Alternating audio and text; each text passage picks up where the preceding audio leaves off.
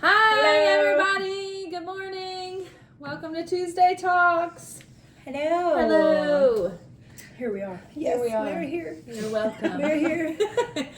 So we thought this week we would, after doing forgiveness last week, we would bounce to the really fun topic of anger. Yay. Anger. Yes. Raise your hand if you've ever been angry.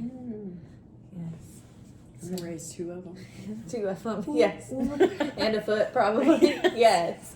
Anger and what it is and what it isn't and how to deal with it and what we've learned about it, because these videos are really just what we've learned about things over time through experience and through reading our word and through being led by the Spirit, what God has showed us about these things. And anger is a lot like forgiveness. It is not at all what I thought it was. Yeah. Mm-hmm. Yeah. It's not at all what I was taught that it was. Mm-hmm. I think the biggest thing that we've learned through walking life out and through stepping out classes and through being in our word and being Spirit-led is anger is not how you feel. No.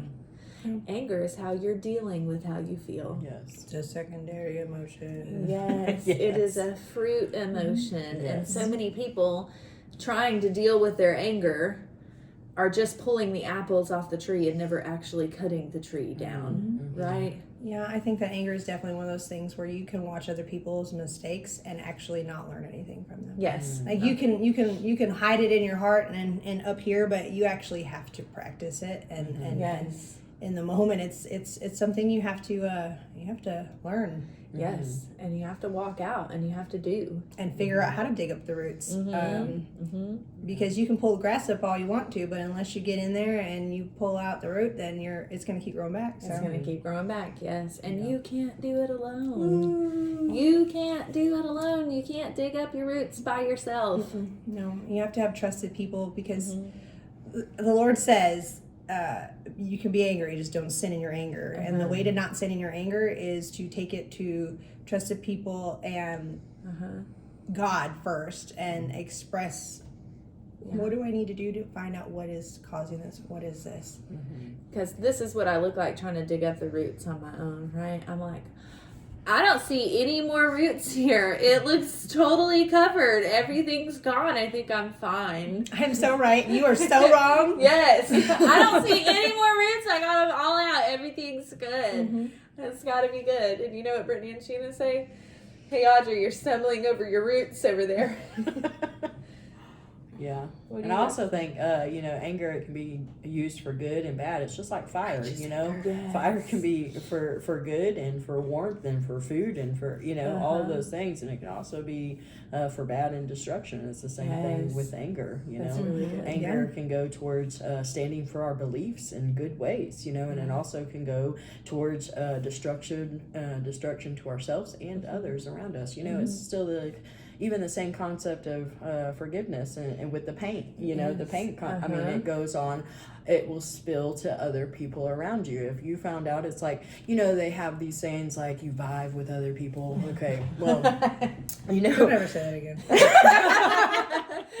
you vibe off of each other. You know what I mean? Like those things. We be vibing. We be vibing together, whatever, but it's just like, if I have an attitude or I'm in anger, then it falls to my family, it falls to my friends, it falls to the people around you. So it's the domino effect. Yeah, I absolutely. can see it happening in my own house. I will wake up and I'm angry for whatever it is, and then all of a sudden one of my kids will start getting angry, and then the other kid will get angry, and then my husband will get angry, and then I come in and I'm in a bad mood, and then it's the domino effect. And it's so easy for anger to spread. Yes. So easy. And so you have to be really conscious and really aware of how you're dealing with it and what's going on with it. If you don't make yourself small when you start to feel angry, your anger will grow. It will turn in the Hulk. The Hulk, Hulk smash. Yes. Like it will grow, and then trust me, it starts to grow, and like Audrey and Brittany are saying, it'll spread. That'll spread too. Yeah. The more angry you are, the more that will spread. And so to make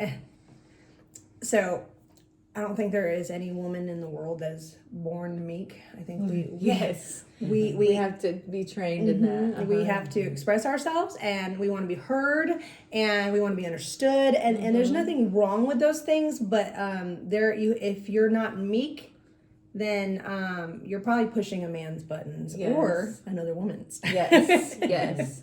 So have you guys ever heard the anger is like toothpaste? I do not think so. No? Okay. So a tube of toothpaste. Oh wait, yes. You can squirt that tube out and it will get all over everything, and it's sticky and it's nasty and it leaves stains. But you can't put the toothpaste back in the thing, you know? And that's the thing with our anger is when we get angry, we spew out all over the place. Yes. But those things don't go back in. You know, you spew on people and you leave little toothpaste marks on people. And, you know, the more they try and, you know, put it back in and act like it didn't happen and pretend and yada yada, it doesn't go away. But the beautiful thing about it is, you know, it takes toothpaste marks off. Water. The water of the Holy Spirit can heal those things, but it takes work and it takes time, you know. And so the basis of it is you really need to get down and you need to figure out what is causing me to be angry. What are the roots of my anger? You know, it's not just that I have an anger problem and I need to deal with it. It's that I have an insecurity problem. I have a fear problem. I have past hurts that I haven't dealt with. I have these problems are what's making my anger flare up, you know, and when you can get to the root of those and deal with those, your anger will subside. I find myself sometimes when I'm angry, I'm like, I don't know what's wrong. You know, I don't know what's wrong, but there is an issue deep down, but it's not surface. It's not like I can see. Yes. I mean, some things you absolutely can, but some things it's like I can't see and I can't understand why I'm angry, you know, and that's why digging it up is so important because I really have to pray about it and just let God show me like, what is it deep down? You know, I have to sit and be still and understand what it is deep down, and sometimes it's a multitude of things combined together. You know, it's not surface level at all. You know, like you said, it's just it's our reaction. It's not what's actually going on. You know? I really am grateful to the Lord because being where I'm at in my walk with Him, I have learned that when things come up, a lot of different things, not just anger, when things come up, I know I what's in my heart.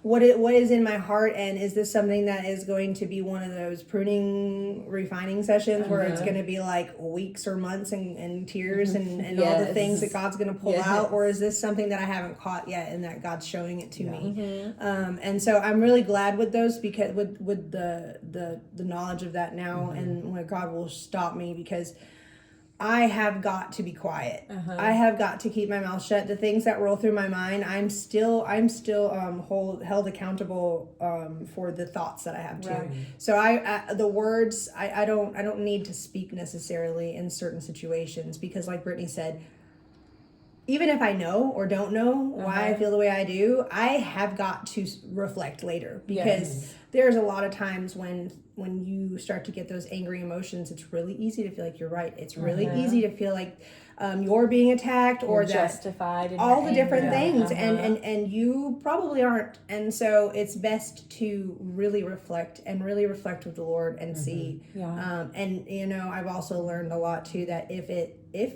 for some reason you just so happen to be right in that, then you have to give it to the Lord and trust that the Lord will take care of the other side of it. Because God says, vengeance is mine. It's God's to deal with those things. It's not yours, you know? And as Brittany was alluding to earlier too, like, He has righteous anger.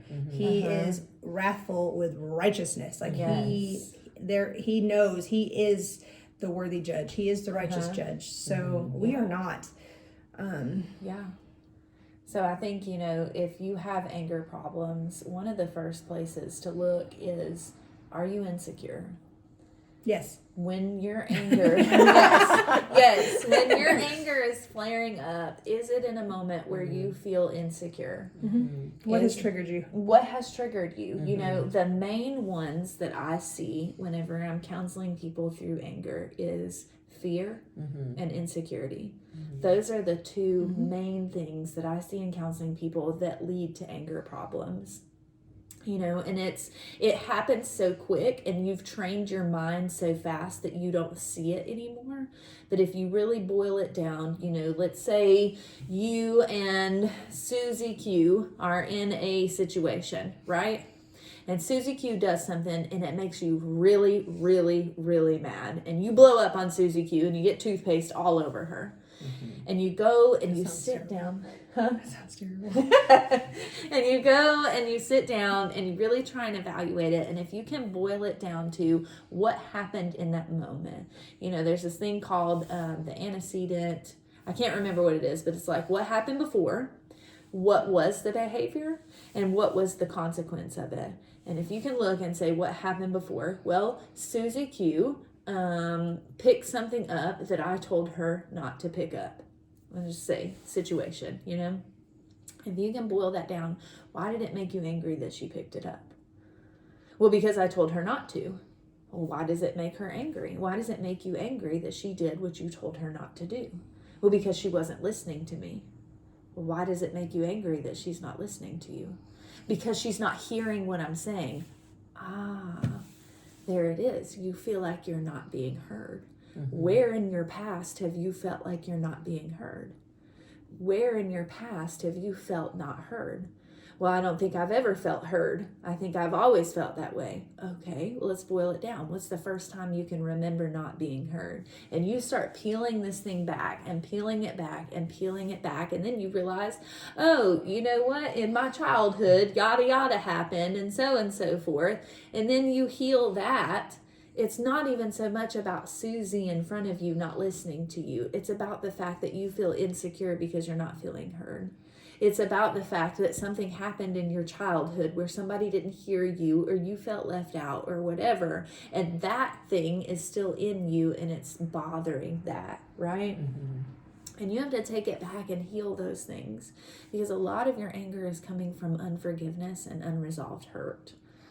A lot of the anger that you feel within yourself is from unforgiveness and unresolved hurt. And if you can go and forgive those things and resolve those things that have happened to you and let the Holy Spirit lead you in that and lead you through that and give grace to those situations and grace to those people, your anger will subside.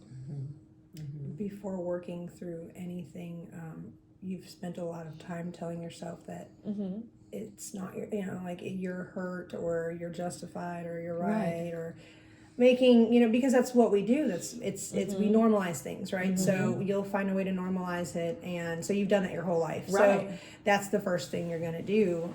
Even if you're not reacting in anger per se, but you're shoving it under a rug or something like that, you're normalizing something in some way, shape, or form. So when you start to work through things, it's a different ball game. Yes, it's a totally different ball game. Yes, but that's also maturity. It's emotional and spiritual maturity. Yeah. And here's another indicator is if Susie Q makes you mad because she doesn't listen whenever you tell her not to pick something up, but then your friend doesn't listen when you tell them not to do and it doesn't make you angry. Why does it make you mad when one person does it and not when the other? Why does one person make you angry and not the other person? And you need to really dig down to the root of that because you have certain people in your life that can do something to you that won't make you angry at all. And then you have certain people in your life that can do the exact same thing to you in the exact same scenario. Who do they remind you of? Who do they remind you of? What goggles, what glasses are you looking at it through? Why does one circumstance make you angry and the other doesn't? Another one I've noticed is if you get upset with Susie Q for picking that up after you've asked her not to, but when somebody asks you not to do something like that and you do it, and you find that you should be able to do it, but they get upset and you don't understand why. But if you're getting upset with Susie, are you recognizing something in yourself that maybe you Yes. you're refusing to see, but maybe being pointed out to you and other people. Yeah. You know, it's pointing those things out. And then another huge thing about anger is, I'm about to pop a lot of y'all's bubbles. Nobody can make you angry. Susie didn't make you angry. You chose to be angry. It's, you know, we say all the time, you make me so mad. No, you allowed them to make you mad. It's your problem, not theirs. We as humans want to put our problems off onto everybody else, and it's your fault, and you made me mad, and you did this. It's not their fault. Why do you think that the people that have abusive mentalities pick and try to make you angry because they know you're going to choose it every time? They know how to make you choose it, and they know how to loop you around into choosing it. But if you don't choose it, they don't pick at you because that's the whole point. Like it's always a choice. Yes. You have to be in control of your own emotions. You have to be in control of your mind and your thought process. You have to be in control of your heart, and you have to be able to say, I'm not going to give you the power to make me angry. That's where the verse comes from. It's okay to be angry, but don't sin in your anger. To feel that emotion is fine, but then what do you do with it? What do you do with it? Do you dive deep into it to use it on somebody, or do you dive deep into it later with God to get rid of it, to see what it is for what it is? Yeah, I'm going to be controlled by the Spirit, and I'm not going to be controlled by Susie Q's actions. I am going to be led by the Spirit and not led by the actions of those around me. And when you can get to the place where you say, you can do what you want around me, but it's not going to control me and lead me to lose my temper, that is a place of maturity. That's a place of real maturity. Stop letting everything and everyone around you dictate you, and start letting the Spirit dictate you. And that's definitely a process and experience in it, you know. Yes. Like you can, it's just like you can read all the books you want to about it, but after you get in it and you process it and you go through it and the experience in it, and these things happen, then you're like, man, I totally failed. That was totally, you know, I did not bring it to God. I went out in my anger, you know, like, and those things, and it's a process and it's experience in those things, and hopefully become mature in that. You know, eventually. Yeah, it's the difference between reading books about riding bikes and watching videos about riding bikes and going to the park and watching your friends ride bikes and actually getting on the bike yourself and pushing the pedals and holding the handlebars and feeling the wind on you and doing it yourself. Because knowing about it isn't going to help you. You can take all of this information and you can memorize all of it and you can repeat it to other people and you can help other people do it, but it doesn't mean a thing until you start to try and put it into practice in your own life. You're not going to get to the gates of heaven and God say, you know what, you did so good teaching everybody else about it, and you said the right things, and your theology was correct, and you knew all the answers, and you helped other people through it, but you didn't do it yourself. And that is where we have to get to the point where we start to put these things into practice in our own lives. It does not matter a thing if you're not walking it out yourself. And skin our knees and learn from skinning our knees and have scars and absolutely. From trying to do it. It doesn't mean you're going to be perfect in it all the time. It doesn't mean that if you take this and you start applying it to your life and you start praying about it, everything's going to be rainbows and sunshine. And it's going to be perfect. No, you're going to fail. You're still going to lose your temper sometimes. I have been walking with Christ for 11 and a half years. I still lose my temper sometimes. But it means that I'm trying and I'm working on it. And when I lose my temper, I go back and process it with those people. Now, I don't think there's anybody in the world that can make me lose my temper more than my children. I just have to be honest and throw that out there. My children, I can be having the best day ever. Best morning. I can ride a cloud out of my bedroom and play a harp. And 5 minutes with my kids, and I lose my temper sometimes, but I have to go to my kids and I have to say, listen, I need to process this with you. It was not okay for me to lose my temper. How did it make you feel when I lost my temper? Can I help you with that? I'm sorry that I did that. And I have to tell them, you know, I remember when I was a single mom with Jeffrey, I had just gotten back. I was new in my walk with Christ, and I lost my temper a lot. And Jeffrey lost his temper a lot, you know. And I remember sitting him down one day, and he was probably 6 years old, and I was like, hey, it's not okay that I'm losing my temper with you. It's not okay that these things are happening, and I'm sorry. I am going to try to not do that anymore. Can you try to not do that anymore? And let's work through this together. And he would lose his temper and I'd say, hey, Jeffrey, you remember that we tried to not do this anymore? You remember that we worked through this? Do you remember that we talked about this?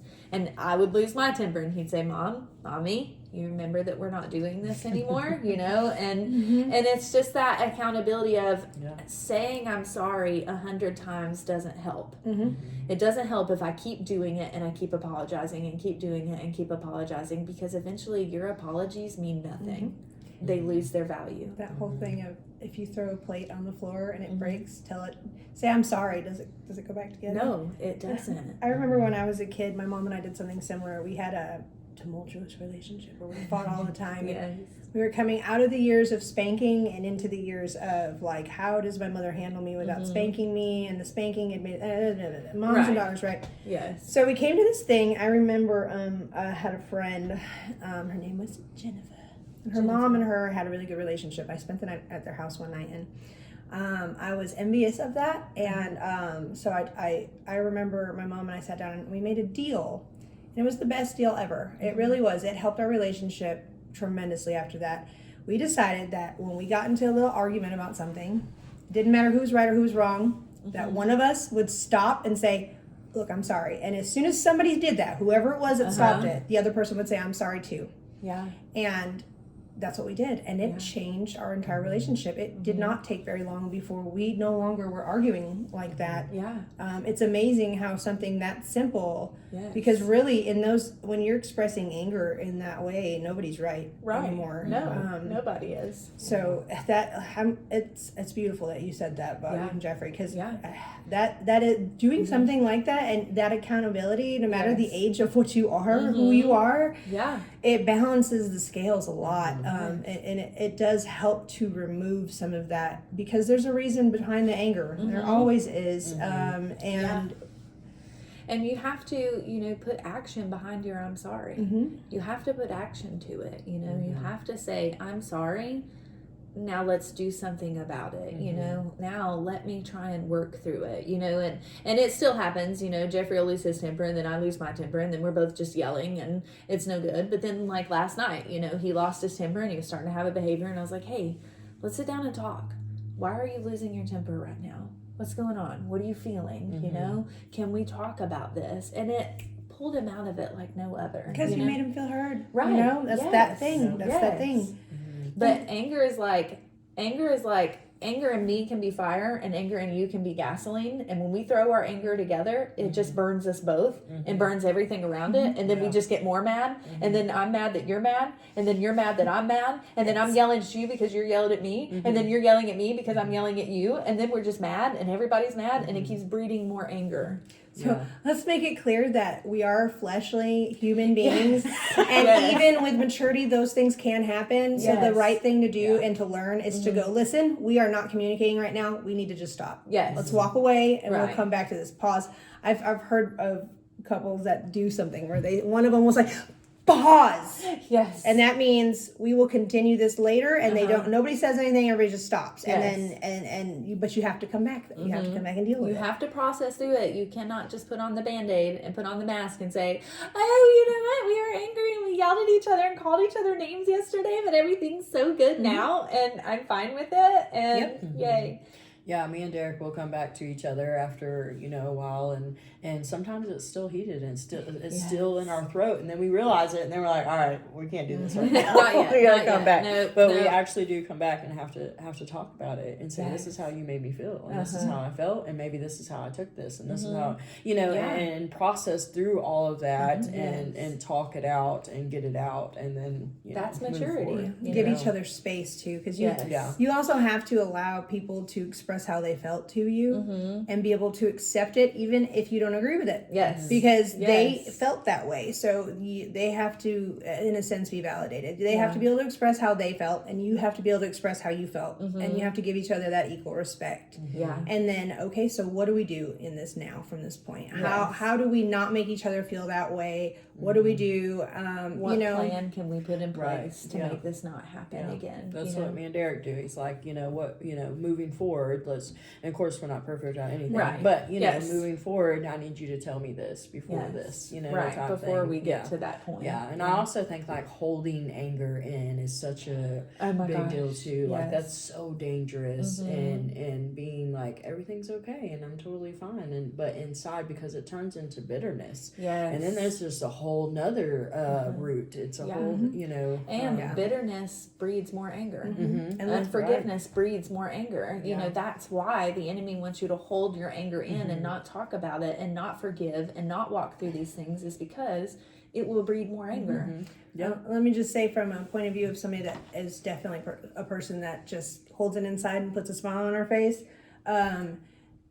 I don't necessarily let it breed bitterness towards somebody, but I internalize it to the extent where I allow it to affect me. I turn it around on myself over time. I feed some wolf inside of me that wants to eat me. Yes. Yeah. Yes. So I make it. I will allow my anger in that I'm stuffing in turn into feelings of unworthiness and insecurity. It's depression, anxiety. I will feed myself poison because I keep it inside. And put a smile on my face, and every time I smile and don't express something that I had that has really hurt me, it that also breeds those same things. It's a vicious cycle. Yeah. So Yeah. But you also have to give people the freedom to be able to do that. You know, you can't grow and mature in yourself or with anybody else until you give people the freedom to be able to say, this is how I felt. This is what I internalized. This is what I felt happen. And then you cannot get mad and say, that's not what I meant at all. But you can say, oh, actually, I'm sorry it came across that way to you, because that's not what was in my heart. This is what was in my heart, you know, and be able to work through those things in a mature way. you know, when our good friends Jessica and Garrett got married, Bryce actually gave them a piece of advice. Do you remember that? Bryce said something beautiful. Awkwardly, but he said it beautiful.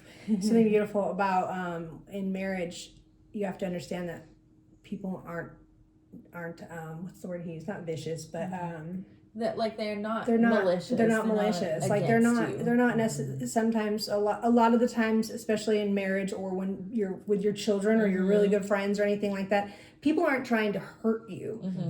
A lot of times there's just miscommunication, or there's somebody who is expressing a feeling because they're splashing their paint a little bit. And if you just feed that because you heard something or it triggered you, you know, people aren't always mean. People are just people. Right. And so you have to give them that space and that comfortable, protected place that they feel safe in. And those things, if you look at people in the vision of like, I love you and I know you love me and you're not trying to hurt me.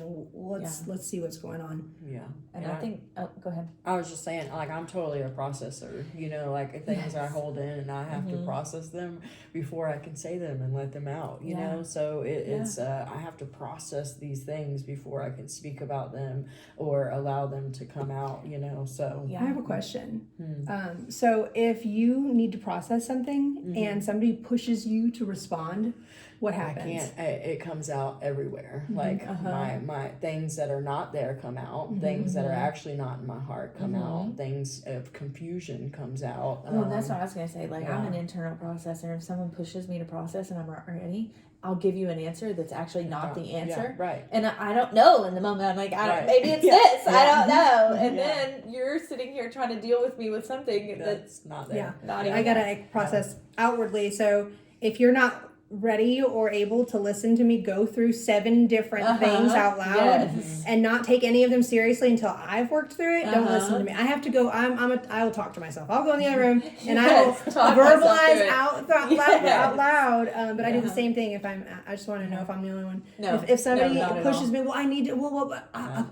The first thing that came into my heart then, well, and that's not necessarily Yes, right. right. Oh, I It's can't just stand it. It drives me crazy. Because you do have to like we were saying, like give it to God and talk to God about that and Yes. process it down all the way to the Yes. root, you know, Uh-huh. and in the middle of processing can be a jumbled bundle of Yes. yeah, stuff. because sometimes Yeah. one emotion you'll think, well, that's because of this, and then after you think about it or say it out loud or whatever, you're like, wait, actually, it wasn't because of that. Yeah. Actually, I felt that wasn't Yes. anger, that was, Yeah. that was Uh-huh. sadness, or I wasn't this, that was Yeah. that, and if you automatically step off the first bridge, you're just gonna. You never find that, you Yeah. know.